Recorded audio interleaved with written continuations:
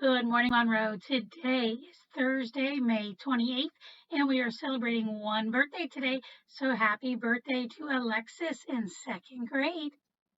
Hi Monroe, happy Thursday. Welcome back to our final book with Mrs. Brooks. This week we're going to be reading Duck and Goose Go to the Beach, and this is by Tad Hills. We're reading a book to go along with our theme, beach, and I love going to the beach, so I can't wait to read this book. Don't you just love it here, Duck? Goose honked. The two friends relaxed in the early morning sun and listened to the hum of the meadow. Butterflies flitted and grass swished in the breeze.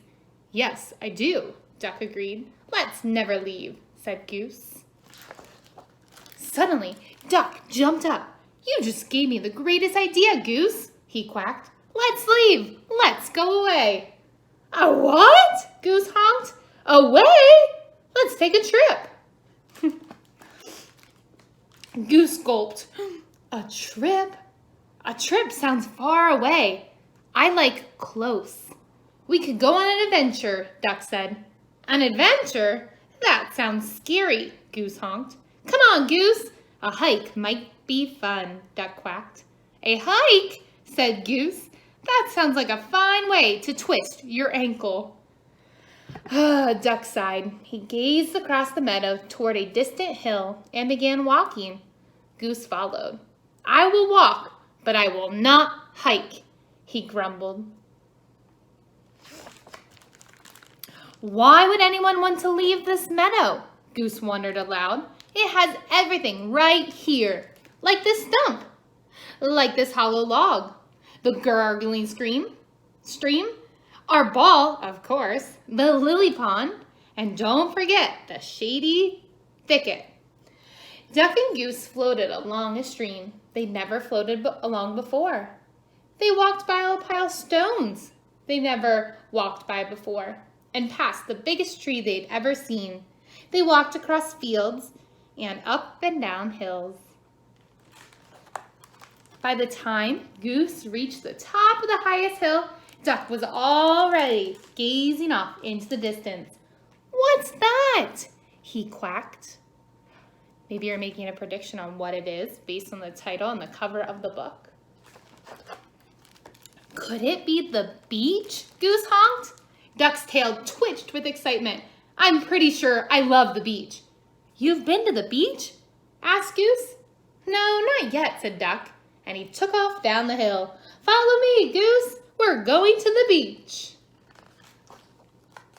Goose chased after Duck. But Duck, we already had our adventure, he called. Wait, he shouted. Slow down, he honked. But Duck did not slow down. Goose followed him through the brambles and tall grass until finally Duck stopped. I think we have arrived at the beach, said Duck. Oh my, the beach is loud, yelled Duck over the sounds of the wave. I can barely hear my own quack. Goose stared at the vast stretch of the sky, sand, and sea. Isn't it magnificent? He said.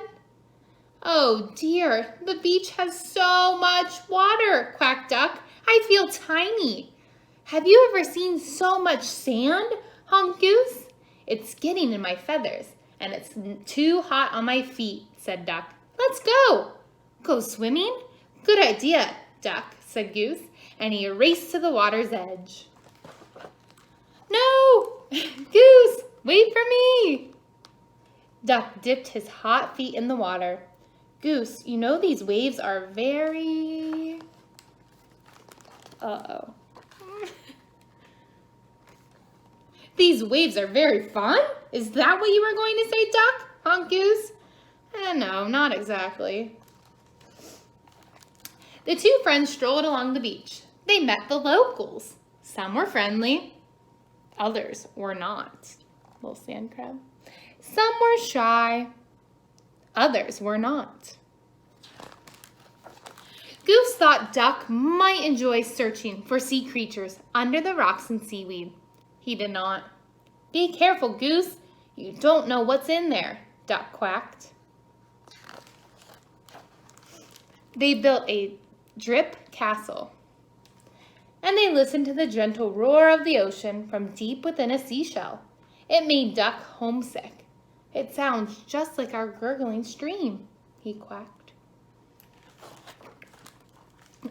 Later in the day, when the sand had cooled and the waves had settled, Duck and Goose relaxed. "I like the smell of the beach," Goose said. "Me too," Duck agreed, "but not as much as the meadow." "Well, there's no place like the meadow," honked Goose. "That's very true," said Duck. So in the late afternoon, Duck and Goose followed their shadows home.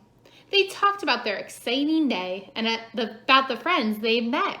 They talked about the hot sand and the cool water, the noisy crashing waves, and the quiet tidal pools.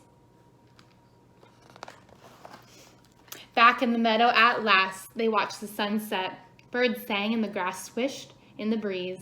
They both agreed that it was nice to be home. "Duck, where should we go next?" Goose asked. Duck closed his eyes. "How about to sleep?" So I really enjoyed that book. I like how Goose wasn't quite sure about going on an adventure because he was so content on where he was, but Duck pushed him and he got him out of his comfort zone and he was able to find something that he really enjoyed and they had an awesome day. So I hope you guys are able to go on an adventure. Maybe it'll be to the beach this summer. I hope I get to go to the beach this summer, but I hope whatever adventure you have a great time. I'll see you next year, Monroe. Have a great summer. Hey Monroe, welcome back to Mrs. Brandt's Craft Corner, the last one of the school year. This week we've been focusing on the beach, and I'm going to show you how to make a jellyfish out of a paper plate. So the first thing you're going to need is a paper plate, and you're going to want to draw a line, a squiggly line across the middle of it. Once you have that line drawn, then you can go ahead and cut your paper plate along that line.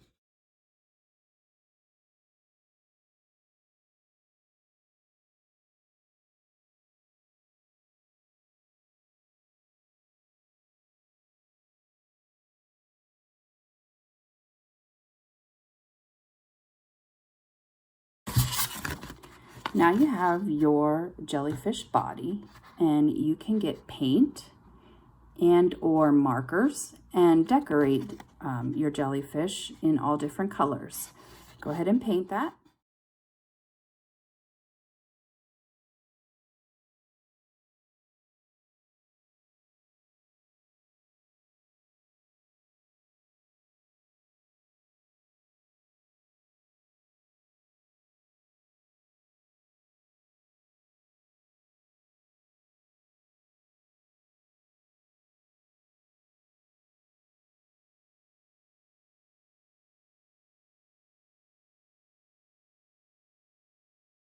While your painted paper plate is drying, go ahead and grab some felt or construction paper and make some eyes with it.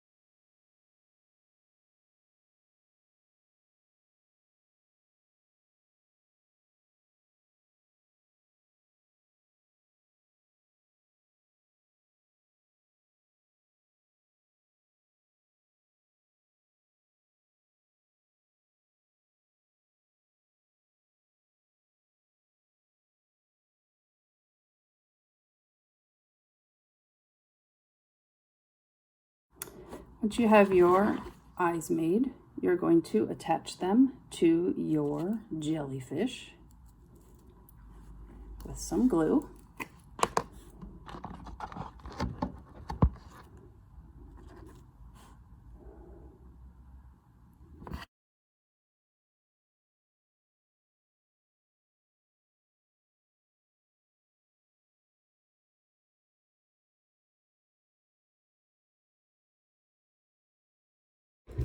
So to make the tentacles for your jellyfish, you can either use yarn or some ribbon. I have ribbon that I'm going to cut and I'm going to attach to the jellyfish for tentacles. You're going to take your ribbon or string and a stapler and attach them to your jellyfish. Once you have your tentacles on your jellyfish, you're going to need, if you would like, to hang him, to punch a hole in the top.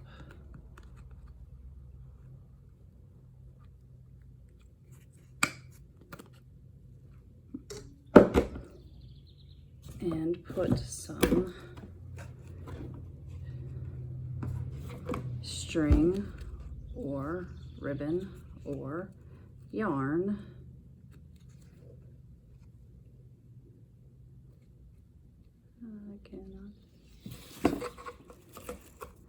through that.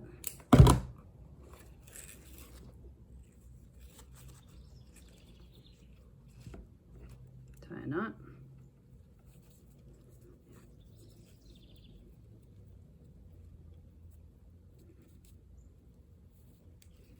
And there you have your very own jellyfish that you can hang in a window. If you have enjoyed this edition of Mrs. Brandt's Craft Corner, as well as all of the editions that we've done, I've had a lot of fun making these projects and letting you make them as well. I cannot wait to see everyone next year, and I hope you have a fantastic summer. See you again, Monroe. Bye. Hello, Monroe. Miss Jill here. Joke of the day. How does a mermaid call her friend? She uses her shell phone. Bye, Monroe. As always, friends, be kind and leave a legacy. I will see you tomorrow for our last day of school.